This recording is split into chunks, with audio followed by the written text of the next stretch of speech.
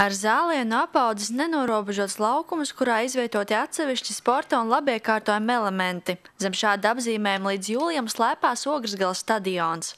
Šobrīd darbi tuvojas noslēguma fāzei. Būvdarbi praktiski pabeigti, vēl atlikuši apzaļumošanas darbi un iekārtu uzstādīšana.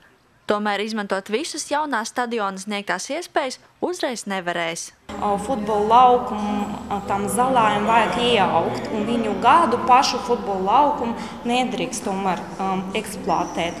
Bet skrejceliņus, vingrošanas kompleksu, bumbas laukumu, tāds stāvvietas, to, protams, visu var izmantot, eksploatēt.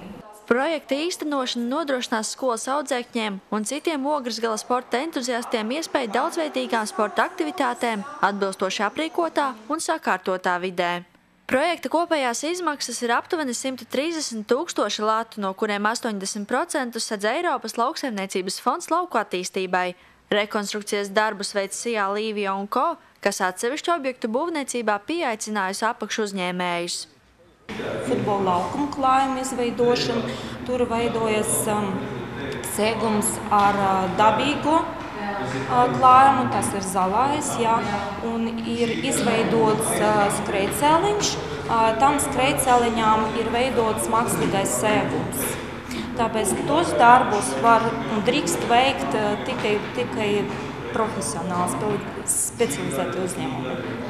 Aizvadītajos gados Ogrē sporta infrastruktūras sakārtošanai ieguldīt simtiem tūkstošu latu. Krapē uzcelt jauna sporta zāle, sakārtots Ogres pilsētas stadiona komplekss.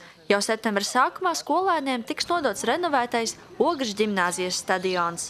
Šobrīd perspektīvā tiek domāts arī par Ogres pirmās vidusskolas un Jaunogres vidusskolas sporta laukuma izveidi. Tiek gaidīt projekta konkursi un meklēts finansējums. Dāts Tribotska, Zanda Treško, Ogres televīzija.